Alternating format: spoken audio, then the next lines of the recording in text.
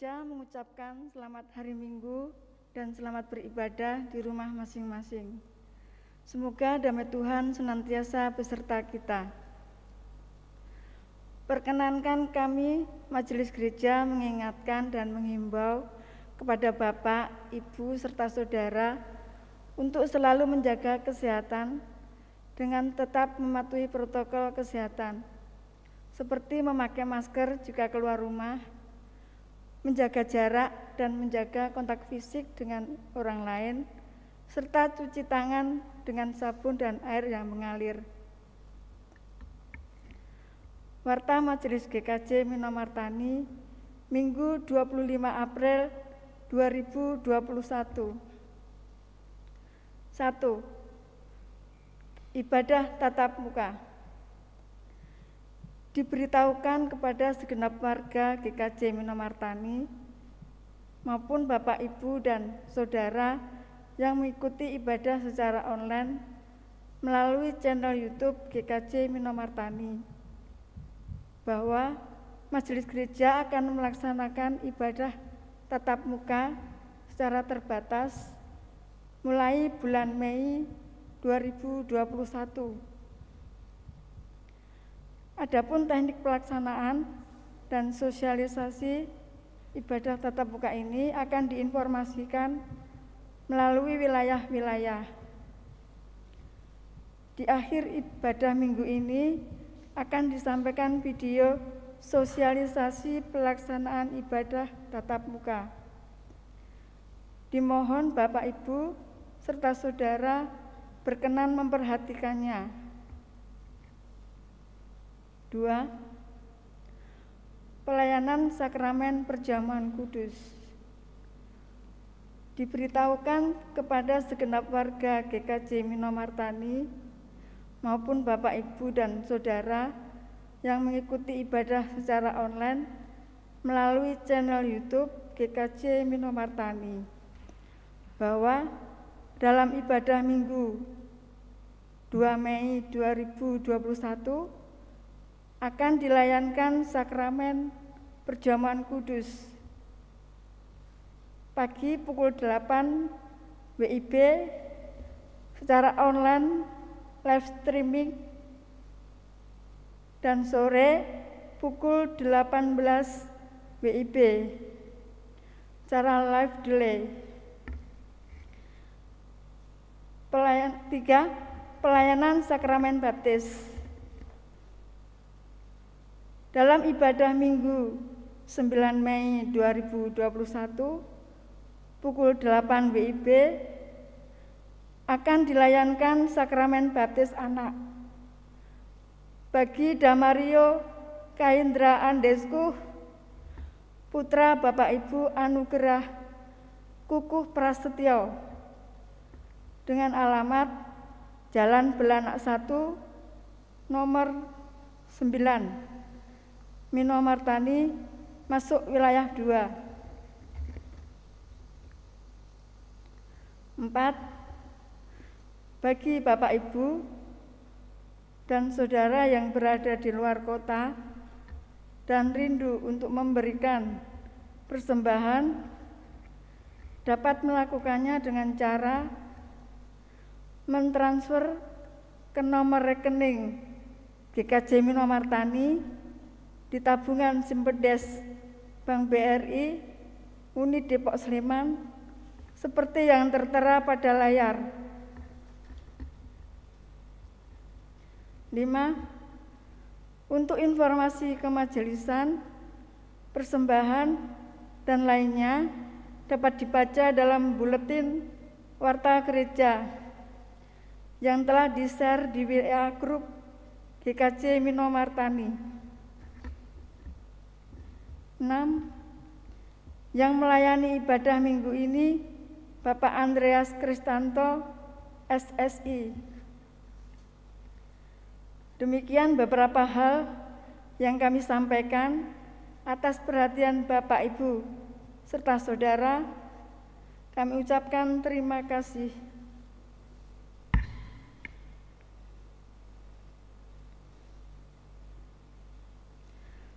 Saudaraku yang terkasih, Marilah kita masuk dalam ibadah saat ini. Dengan bangkit berdiri, kita bernyanyi dari PKJ 4 bait 1 dan 2. Angkatlah hatimu pada Tuhan.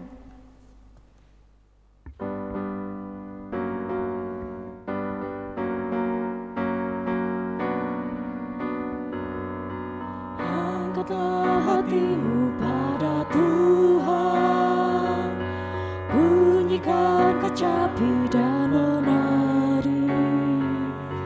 Jangan lupa bawa persembahan. Mari kawan, ajak teman bersama menyembah. Sorak-sorak haleluya. Mari, mari, mari nyanyilah. Pujilah Tuhan yang Maha Kudus. Mari kawan, ajak teman, bernyanyilah terus.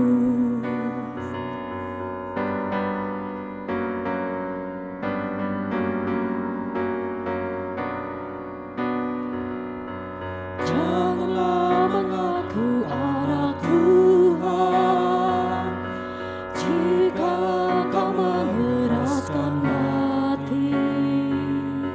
Jadilah pelaku firman Tuhan.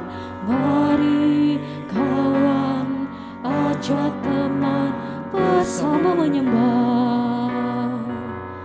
Sorak-sorak haleluya. Mari, mari, mari nyanyilah. Pujilah Tuhan yang Maha Kudus. Mari kawan, ajak teman, bernyanyilah terus. Pertolongan kita adalah di dalam nama Tuhan yang menjadikan langit dan bumi dan yang setia memelihara seluruh ciptaannya. Amin.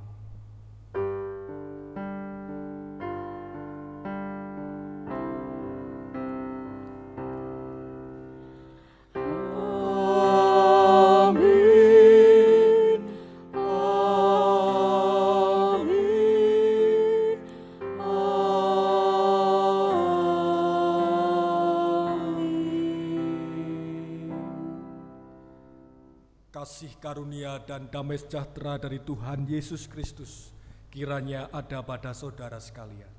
Begitu pula atas saudara. Jemaat dipersilakan duduk.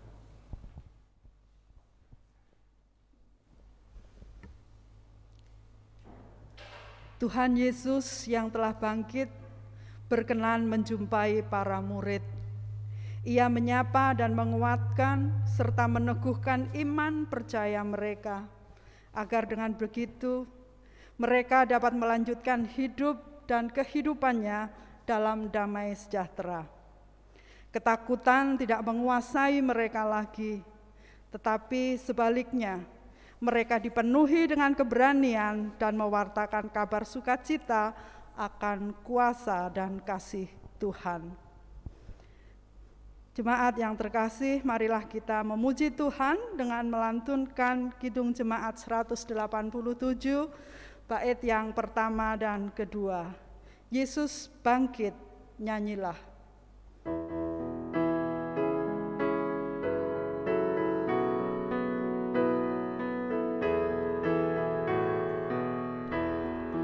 Yesus bangkit, nyanyilah.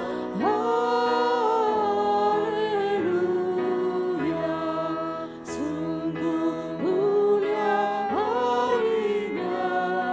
Haleluya. Yang disalib Golgota. Haleluya.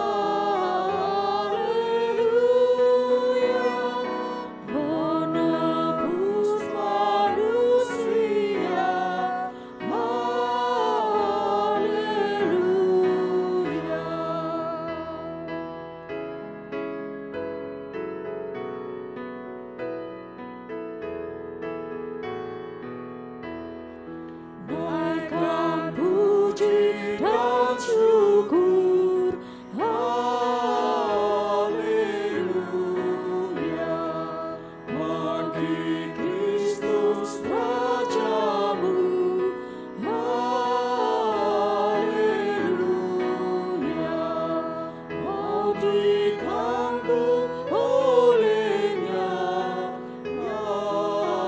Haleluya. Yang berdosa selamatlah.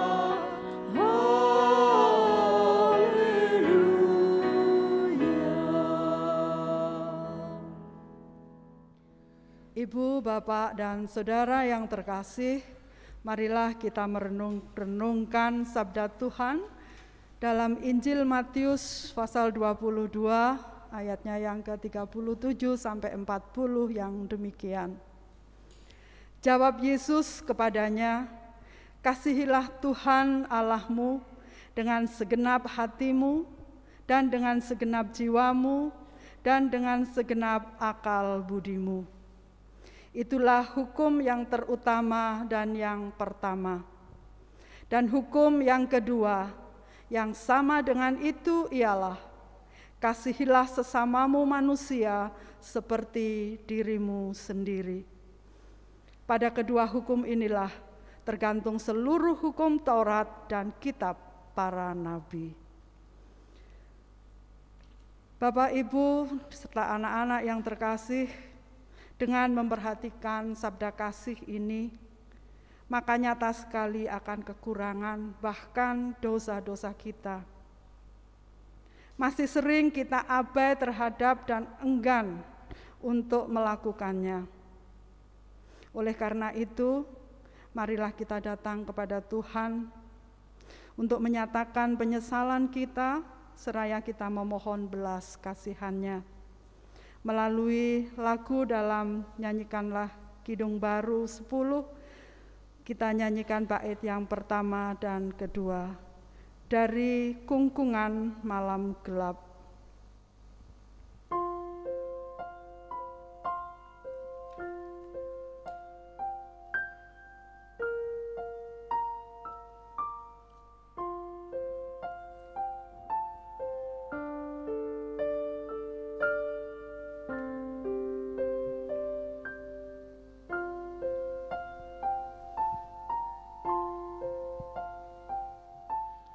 Dari kungkungan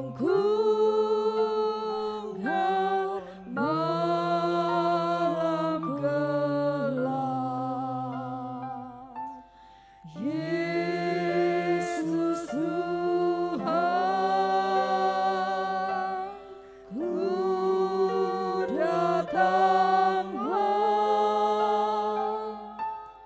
masuk ke dalam terang-Mu tetap. Yesus, ku datanglah.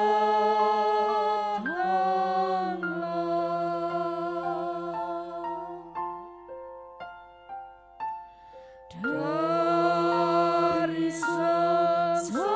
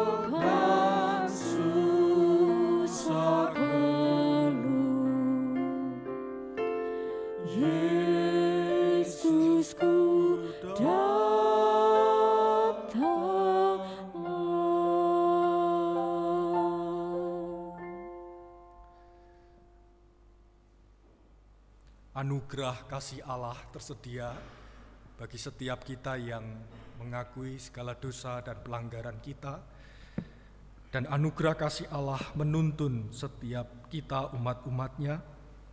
Firman Tuhan dari surat 1 Petrus pasal 1 ayat 3 berkata demikian.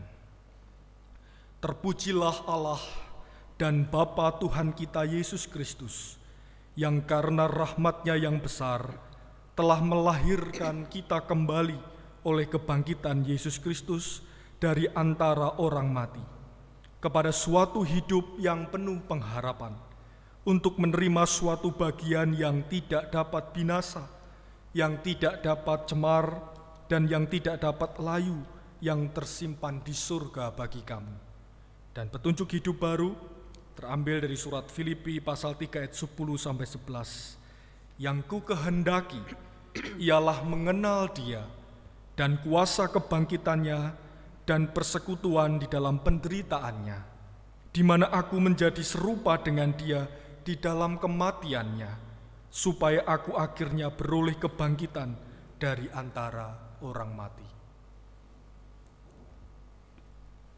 Jemaat yang terkasih, marilah dengan hati penuh sukacita kita sambut anugerah dan petunjuk hidup baru dari Tuhan.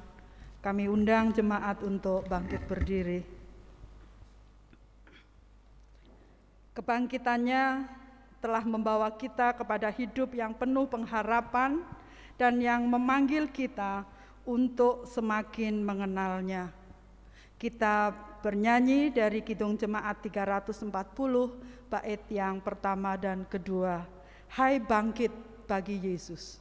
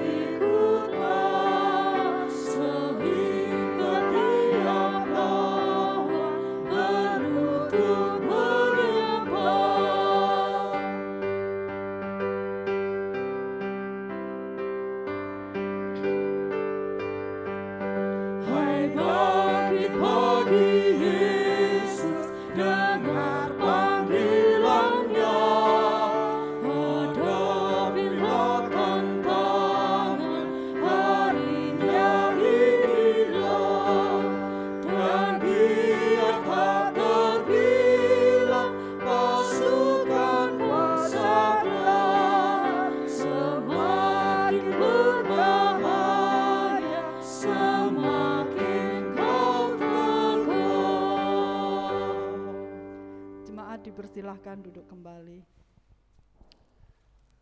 Kita menaikkan setiap doa syafaat kita kepada Tuhan. Mari kita berdoa. Syukur kepadamu ya Bapa, karena kami boleh merasakan cinta kasih-Mu yang membangkitkan kehidupan kami yang lesu ini. Kebangkitan-Mu memberikan semangat dan pengharapan kepada setiap kami umat-umat-Mu Tuhan, di tengah setiap penderitaan hidup yang kami jalani. Tetapi sukacita yang berasal dari surgawi memenuhi setiap kami. Secara khusus pada hari Minggu ini, kami merayakan minggu yang keempat, Minggu Paskah yang keempat. Dan biarlah cinta kasih Tuhan mempersekutukan setiap kami di dalam ibadah ini. Meskipun kami berjauhan secara fisik, kami masih melakukan ibadah streaming melalui channel YouTube. Tapi biarlah kasih Tuhan yang mempererat setiap kami umat-umat-Mu satu persatu di dalam menyembah Tuhan pada hari Minggu ini. Kami berdoa ya Tuhan, secara khusus bagi jemaat kami yang mengalami sakit penyakit, di dalam kelemahan tubuh mereka, di dalam tubuh fana mereka, di dalam fisik mereka yang semakin hari semakin rentan. Biarlah kami tetap berharap sepenuhnya kepada Engkau ya Kristus, yang memenuhi kehidupan mereka dengan cinta kasih dan pengharapan dari Tuhan. Di dalam penderitaan sakit penyakit mereka, biarlah mereka tetap berharap di dalam Kristus yang menguasai seluruh tubuh mereka. Dan justru di dalam kelemahan ya Tuhan, kami merasa kuat karena kuasa Kristus ada di dalam hati kami. Kami juga berdoa untuk setiap anggota keluarga, sahabat, teman, dan orang-orang yang terus mendoakan dan merawat setiap anggota keluarga kami yang sakit. Biarlah cinta kasih Tuhan selalu menyertai kehidupan mereka. Kami juga berdoa ya Tuhan untuk jemaat kami yang sudah berusia lanjut. Biarlah mereka tetap memiliki pengharapan di dalam Tuhan.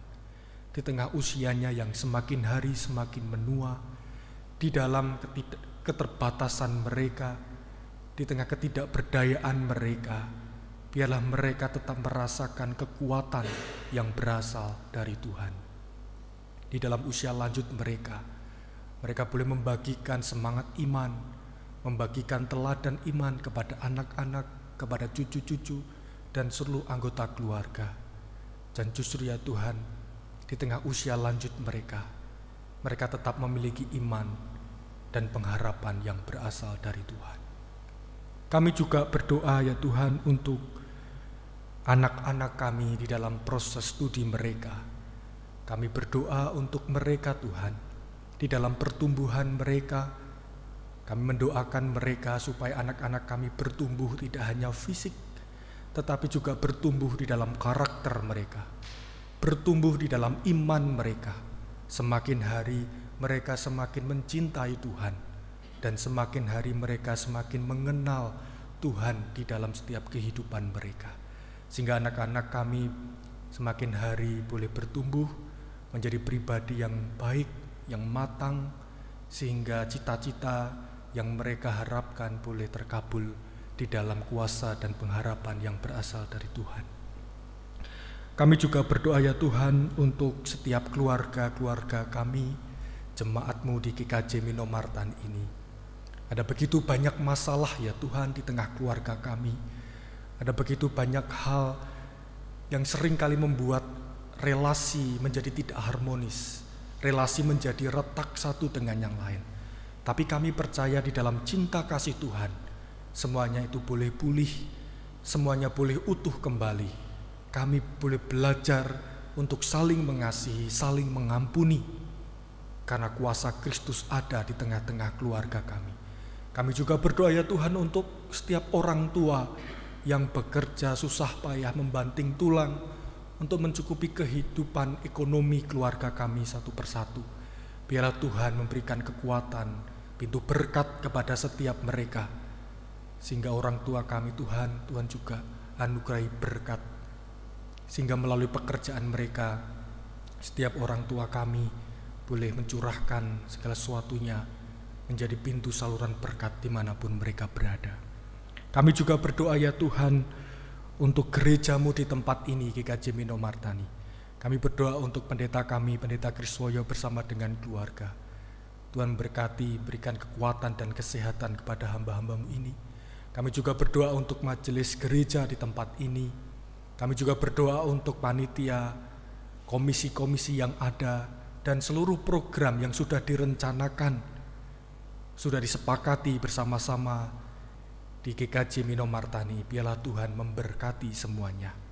Dan secara khusus ya Tuhan, pada bulan Mei mendatang kami akan merencanakan ibadah tatap muka dengan tiap wilayah.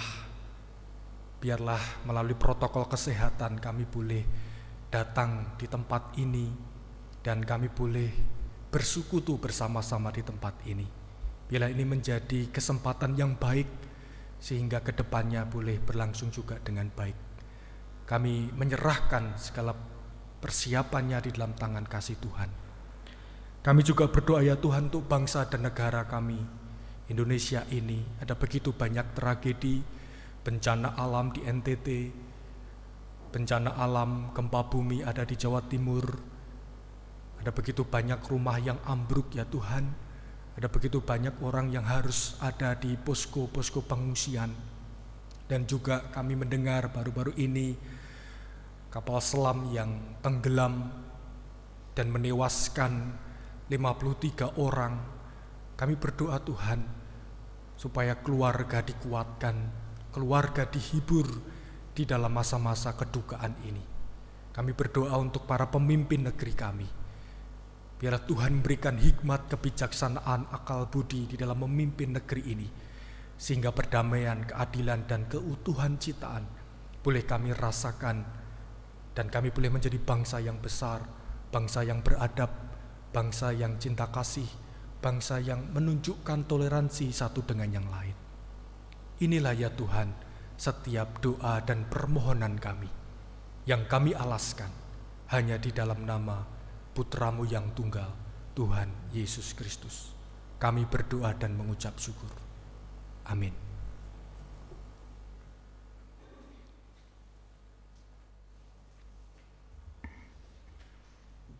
Ibu, Bapak, dan Saudara, serta anak-anak sekalian yang diberkati oleh Tuhan, marilah kita menghaturkan persembahan sebagai syukur dan sukacita kita atas berkat Tuhan yang terus mengalir dalam kehidupan dan hidup kita. Kita mendasari syukur kita dengan firman dalam Mazmur 50 ayatnya yang ke-23 yang demikian bunyinya. Siapa yang mempersembahkan syukur sebagai korban, ia memuliakan aku. Siapa yang jujur jalannya, keselamatan yang dari Allah akan kuperlihatkan kepadanya. Bersamaan dengan pengumpulan persembahan, marilah kita bernyanyi dari pelengkap Kidung Jemaat 148, bait yang pertama dan keempat. Terima kasih ya Tuhanku.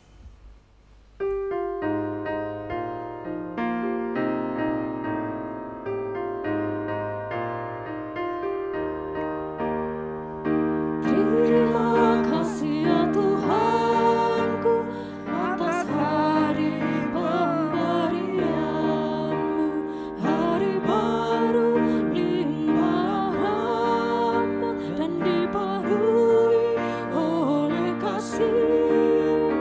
Kau curahkan pada umat-Mu, Kau curahkan pada umat-Mu.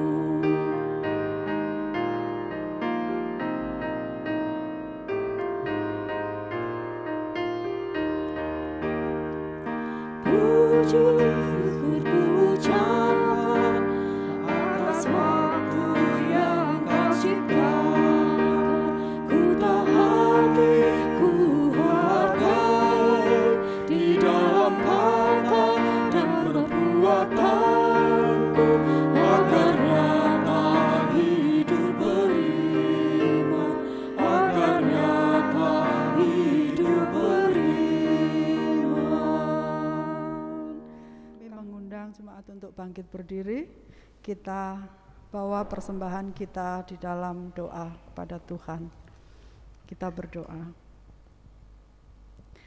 Kami menghampiri-Mu ya Tuhan dengan membawa berkat yang telah kami ambil dari sebagian berkat yang Tuhan berikan kepada kami.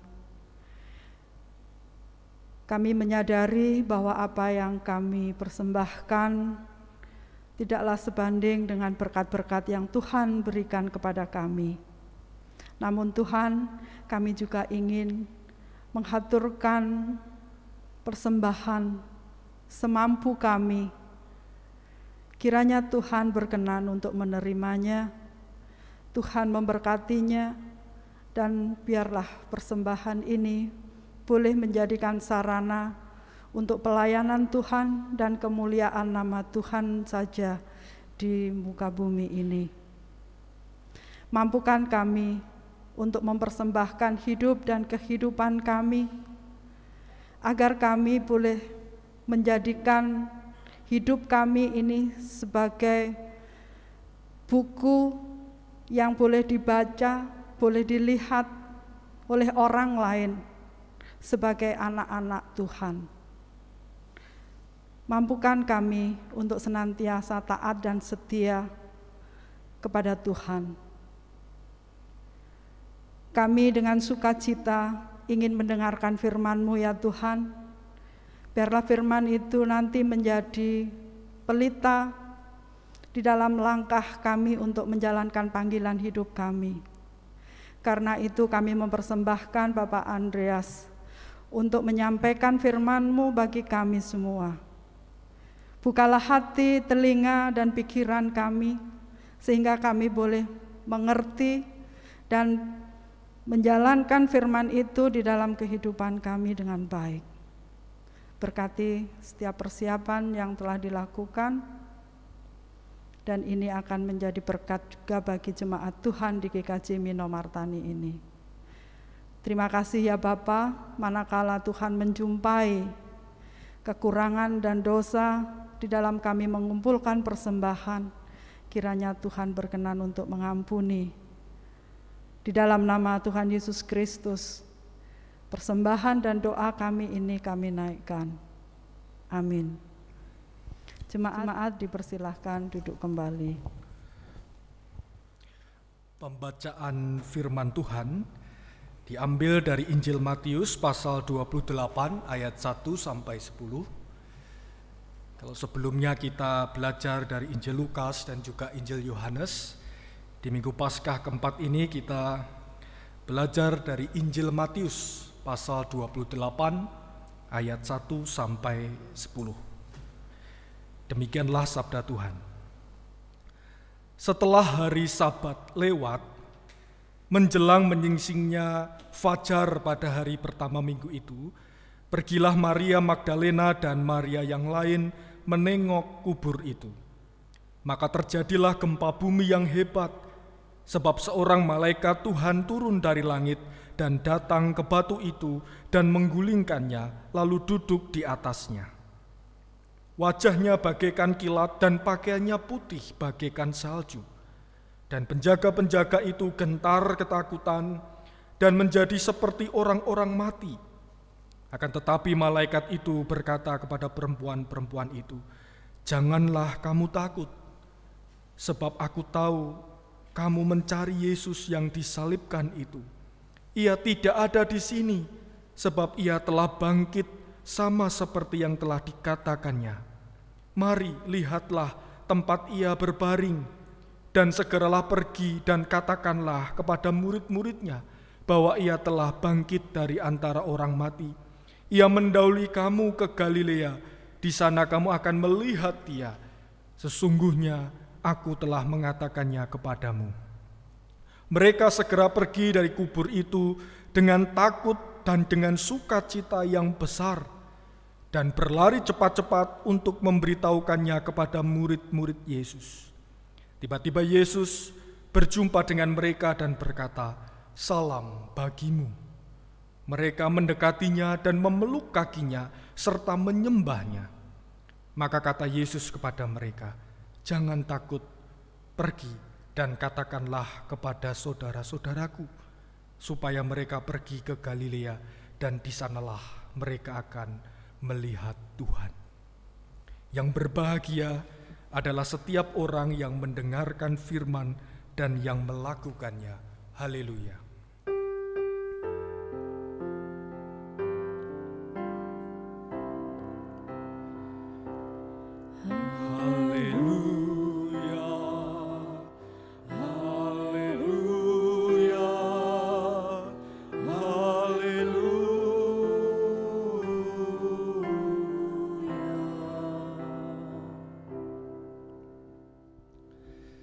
Ada seorang yang bernama Syekh Ammar Bugis, bisa ditampilkan fotonya.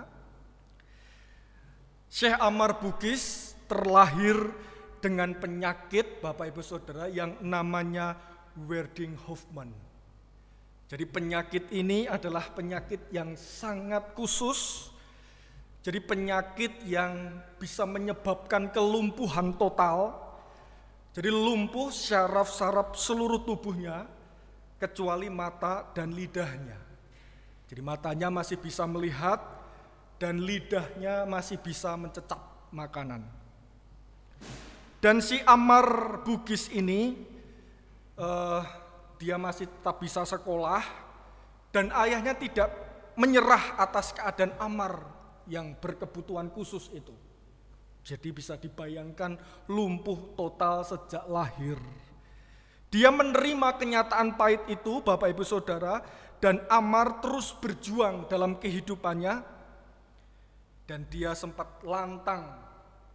Dia menyampaikan ketika ada acara sekolah bahwa sebenarnya kata berkebutuhan khusus itu tidak tepat buat orang-orang cacat. Maaf ya, sekarang kan istilahnya bukan orang cacat, tapi berkebutuhan khusus. Kata berkebutuhan khusus itu bukanlah tepat, kata dia.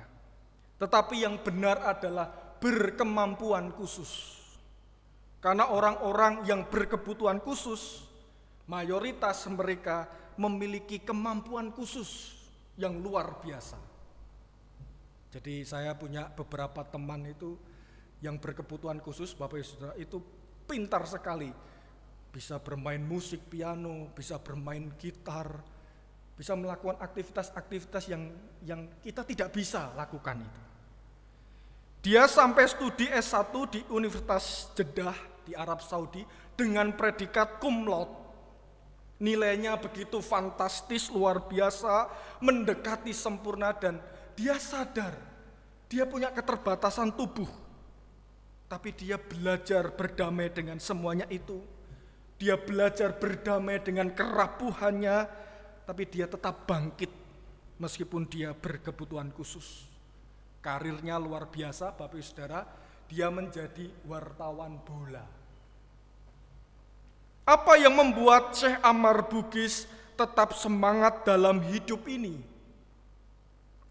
Jawabnya, dan dia menjawab, Bapak Ibu Saudara, karena baginya hidup itu bukan sesuatu yang menakutkan, kata dia.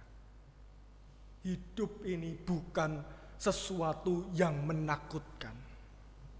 Ini adalah soal cara pandang kita melihat hidup ini. Ini soal wawasan melihat kehidupan ini seperti apa. Dan ini adalah soal iman, bagaimana kita melihat kehidupan di tengah dunia ini. Ketakutan itu sebenarnya alamiah, Bapak Ibu Saudara. Betul ya? Selama kita masih menjadi manusia, ketakutan itu adalah hal yang wajar, hal yang lumrah. Justru di dalam ketakutan itu kita sadar kita punya keterbatasan. Kita menjadi manusia yang rapuh. Tetapi ketika ketakutan itu terus direproduksi, ketakutan itu terus dipupuk, ketakutan itu terus dipelihara, menjadi berbahaya. Ketakutan itu bisa membuat pikiran kita menjadi kacau. Ketakutan itu bisa membuat badan kita itu, tubuh kita itu menjadi sakit. Imun kita menjadi lemah. Ketakutan itu bisa menggiring orang pada tindakan kejahatan, Bapak Saudara.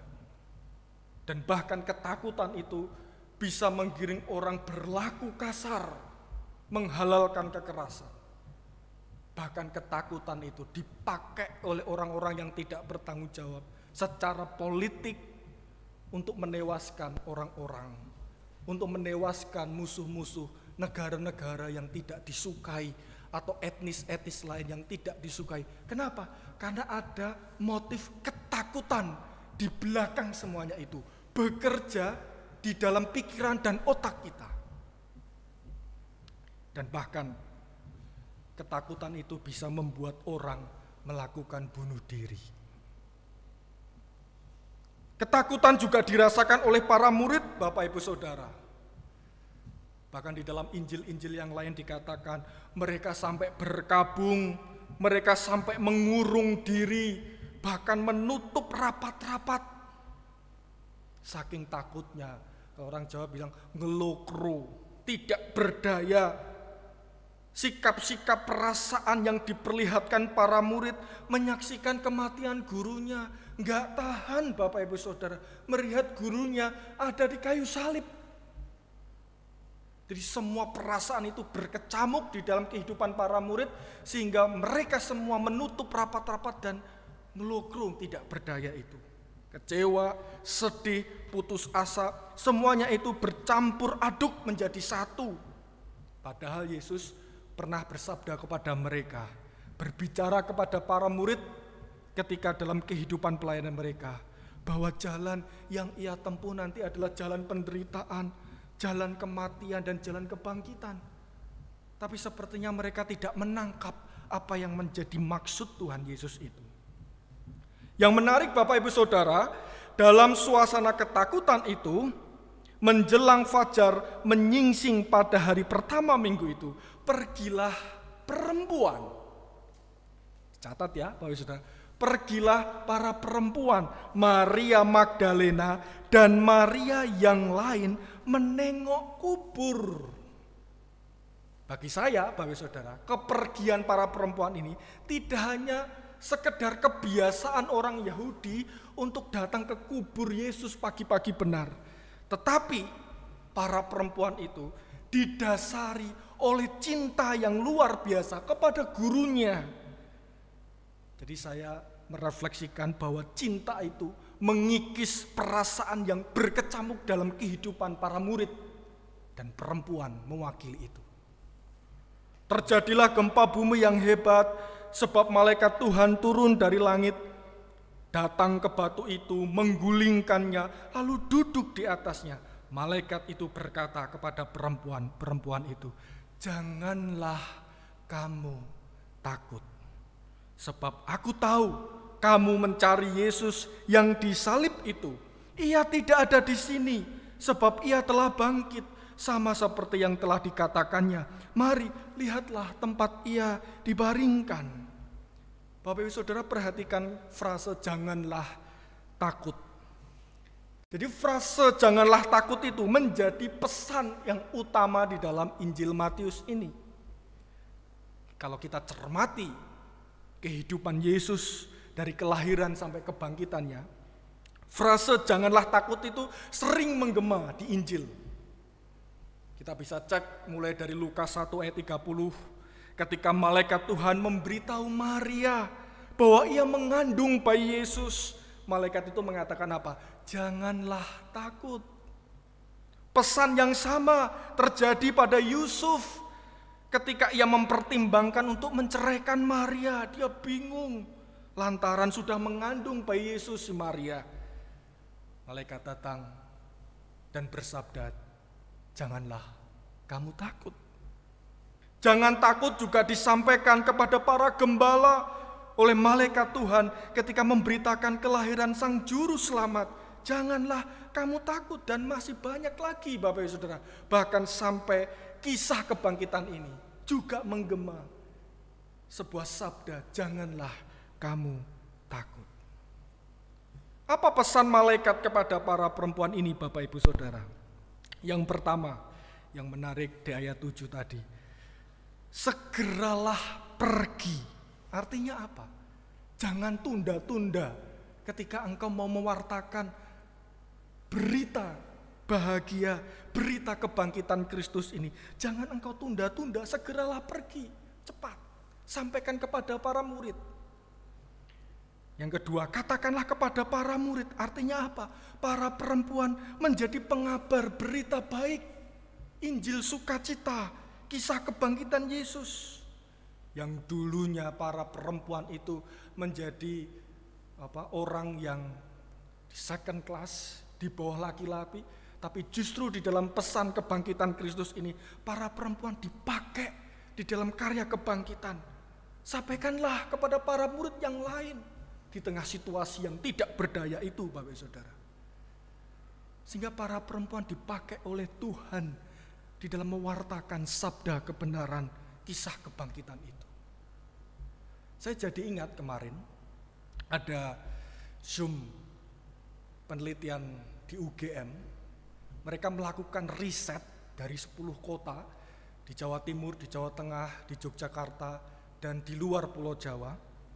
Riset penelitiannya itu diberikan judul Perempuan, Agama, dan COVID-19.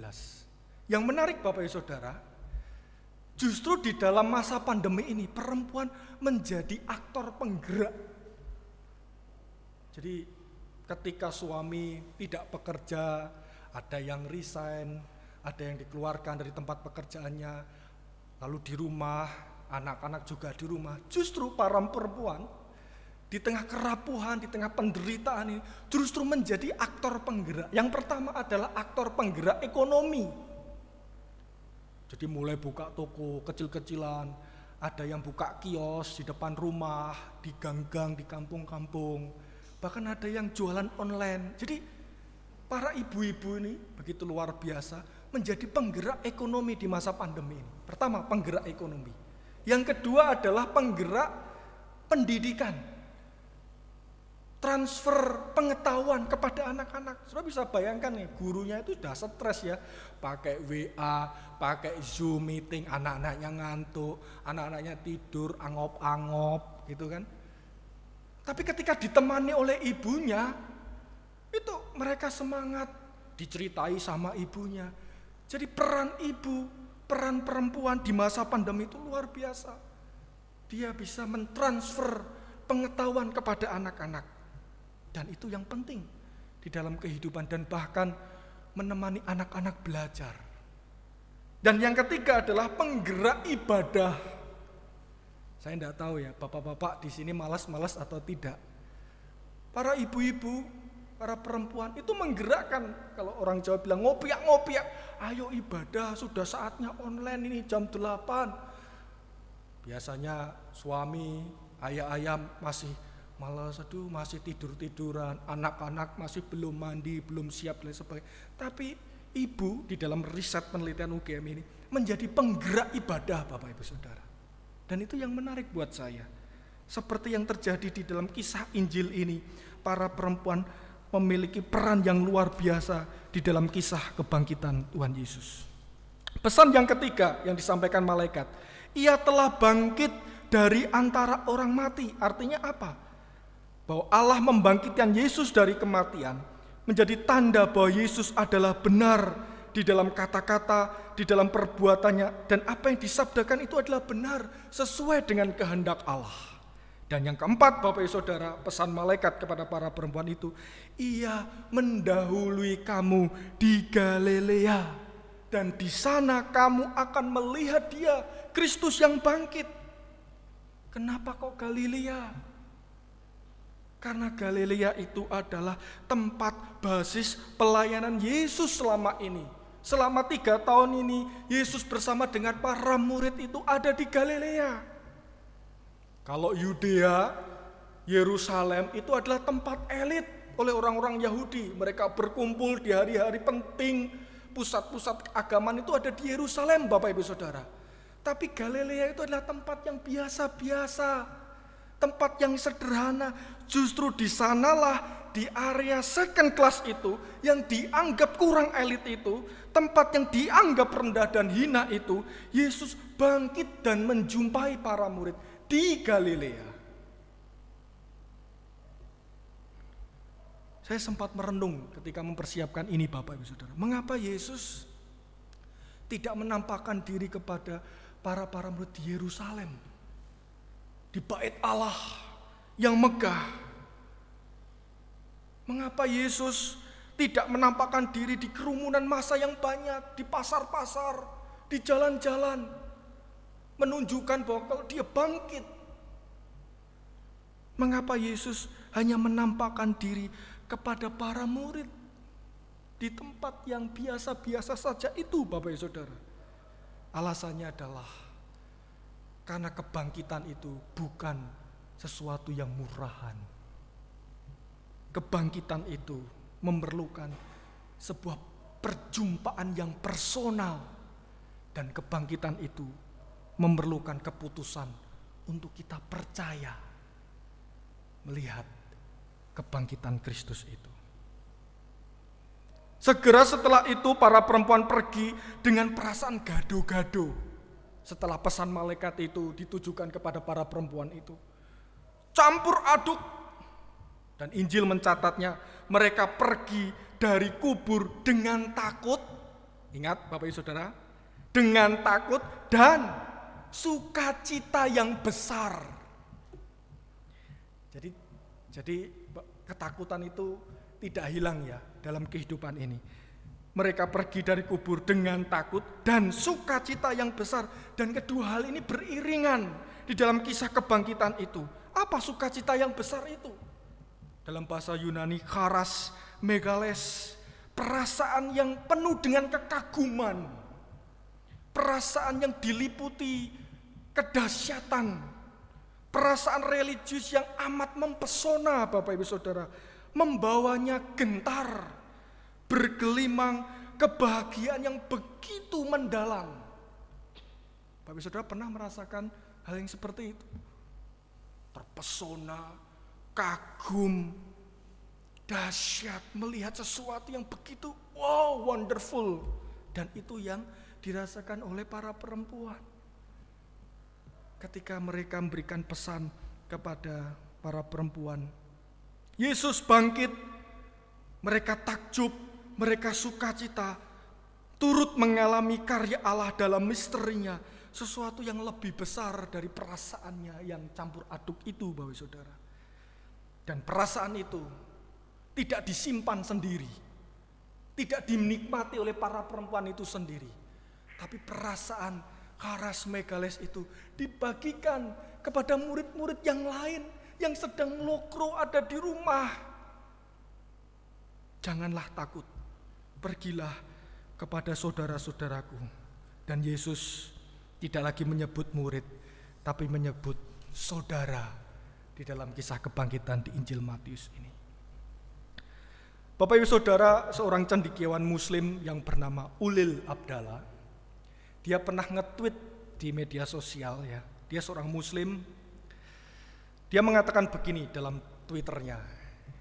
Saya seorang Muslim, tapi saya selalu mengagumi simbolisme Kristen tentang penyaliban dan tentang kebangkitan, tentang kematian dan tentang kehidupan.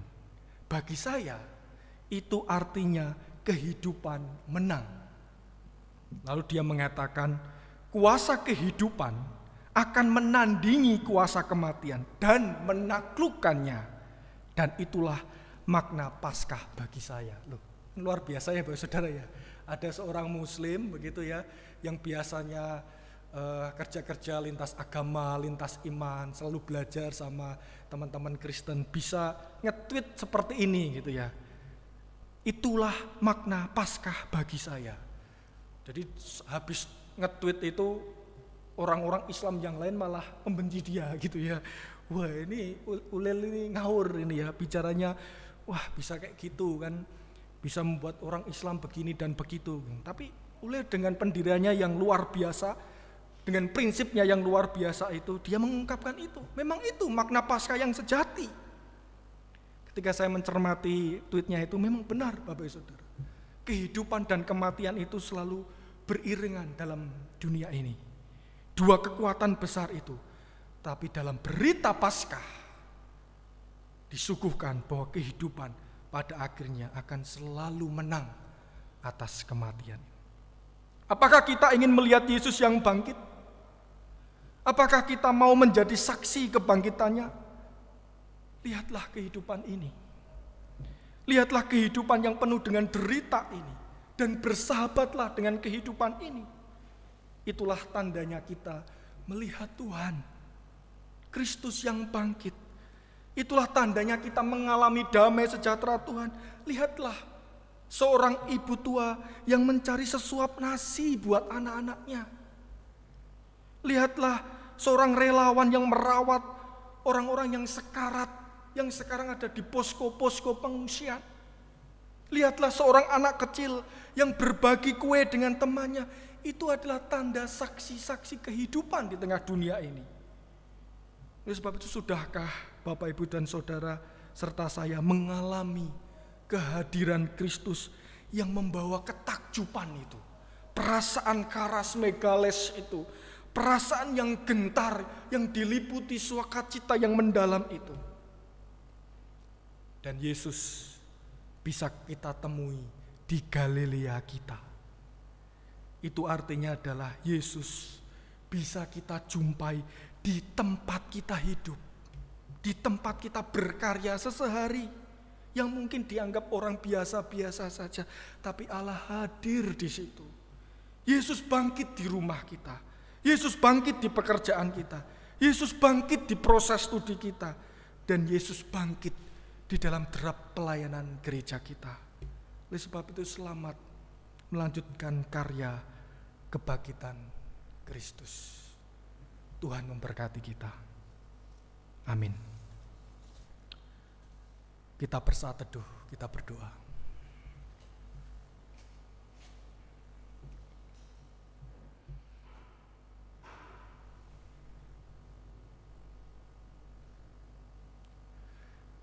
Terima kasih Tuhan untuk karya kebangkitan-Mu. Terima kasih Tuhan yang sudah membuat kami memiliki perasaan yang takjub, perasaan yang diliputi kebahagiaan yang mendalam, perasaan sukacita karas megales. Dan biarlah perasaan-perasaan kebangkitan Kristus itu kami bawa, kami hidupi di dalam keseharian kami hari lepas hari, melanjutkan karya kebangkitan Kristus di tengah keluarga kami, di tengah proses belajar kami, di tengah pekerjaan kami. Biarlah karas megales itu mewarnai hari lepas hari kami. Terima kasih Tuhan, di dalam Kristus kami berdoa. Amin.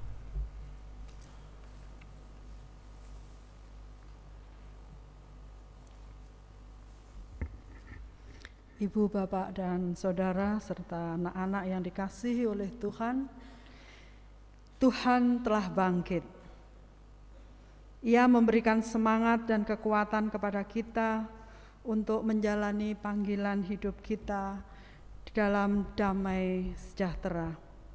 Untuk itu, marilah kita menyatakan sukacita kita atas kebangkitan dan kehadirannya itu, dengan kita menyatakan kesediaan untuk melakukan panggilannya melalui lagu dari Nyanyikanlah Kidung Baru 204 bait yang pertama dan kedua. Kami undang jemaat untuk bangkit berdiri.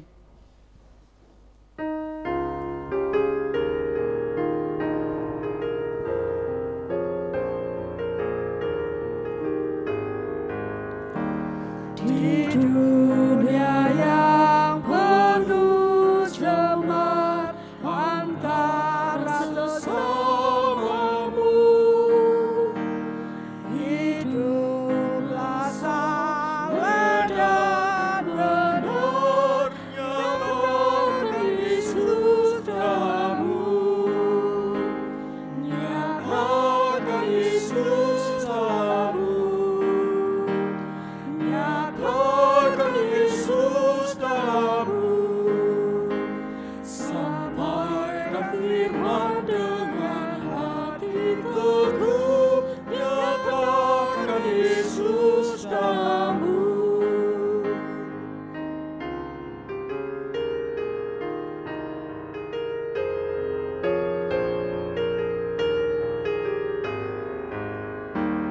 Hidupmu kita terbuka, dibaca sesamamu. Apakah tiap pembacanya melihat Yesus dalammu? Nyatakan Yesus dalammu.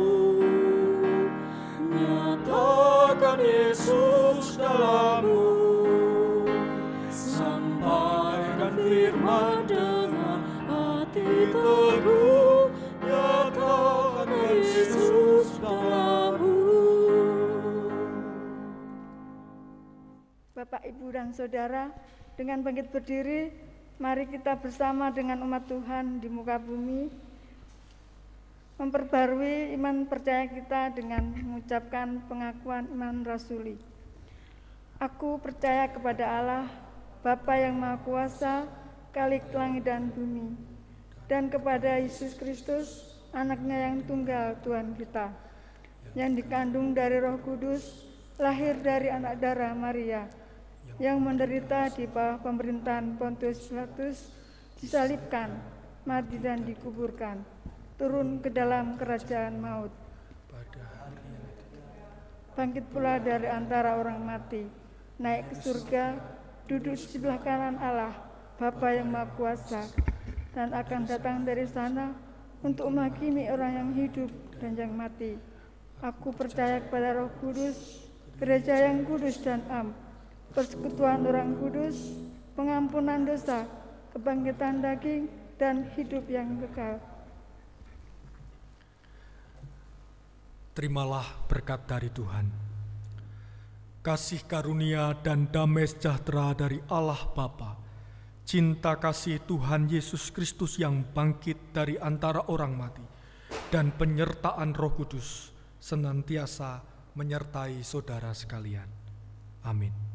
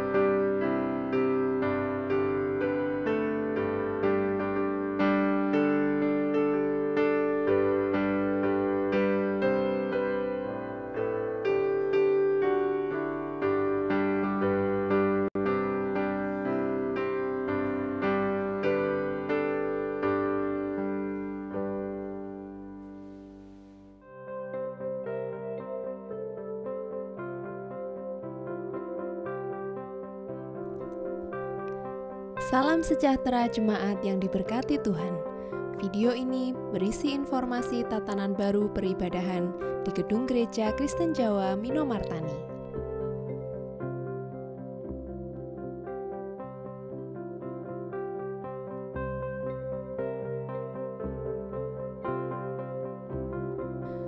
Pastikan jemaat datang beribadah dalam keadaan sehat dan tidak dalam kondisi sakit, terutama demam, batuk, pilek, radang tenggorokan, dan sesak napas. Gunakan masker sebagai alat pelindung diri. Persiapkan persembahan Anda dalam amplop tertutup. Bagi jemaat yang sedang sakit, anak-anak di bawah 12 tahun, dan warga yang berusia di atas 65 tahun, dihimbau untuk beribadah di rumah masing-masing. Jemaat diharapkan memarkirkan kendaraan secara mandiri pada tempat yang telah disediakan. Jemaat dimohon masuk ke area gereja dengan tertib dan selalu menjaga jarak satu dengan yang lain. Selalu hindari kontak fisik dan gunakan salam namaste untuk menyapa saudara-saudara kita. Pastikan Anda menggunakan masker dengan benar. Jemaat wajib mencuci tangan di tempat yang telah disediakan sesuai arahan dari petugas. Antrilah dengan tertib untuk menjaga kenyamanan bersama.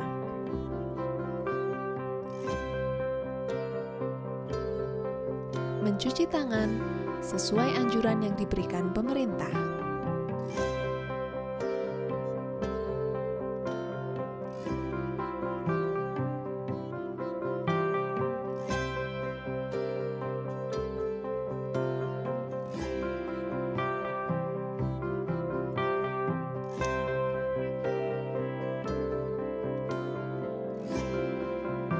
Gunakan tisu untuk mengeringkan tangan dan menutup keran.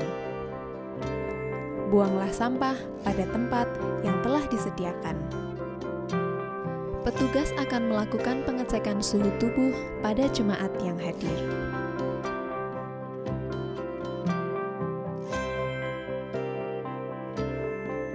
Hanya jemaat dengan suhu tubuh kurang dari 37,5 derajat Celcius yang diizinkan memasuki gedung gereja. Jemaat dengan suhu tubuh sama atau lebih dari 37,5 derajat Celcius disilakan untuk beribadah di rumah masing-masing. Dilakukan pencatatan bagi jemaat yang hadir untuk keperluan administrasi gereja dan pengaturan tempat duduk. Untuk menghindari kontak fisik, pengumpulan persembahan akan dilakukan di awal peribadahan.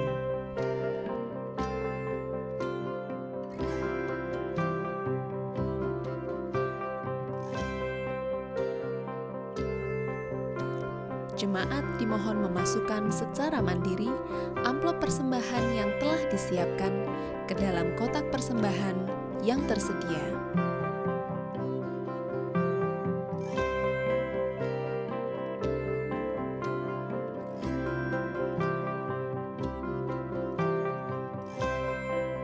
Jemaat duduk di tempat yang tidak bertanda silang merah.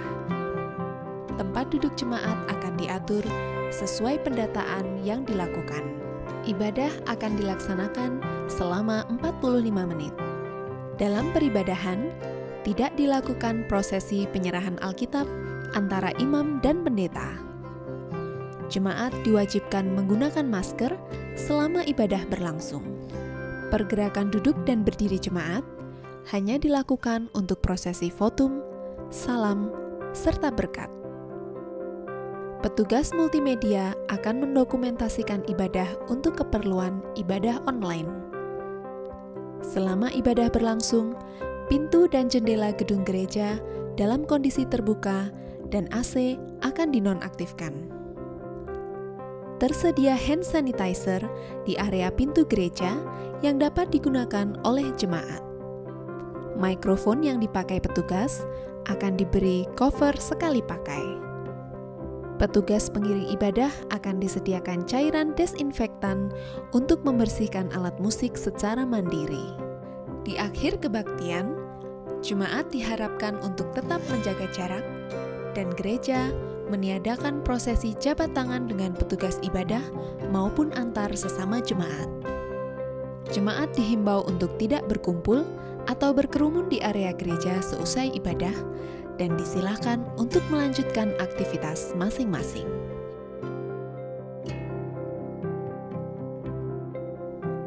Mari kita peduli dengan kesehatan diri sendiri dan juga kesehatan orang di sekitar kita. Selamat beribadah, Tuhan Yesus memberkati.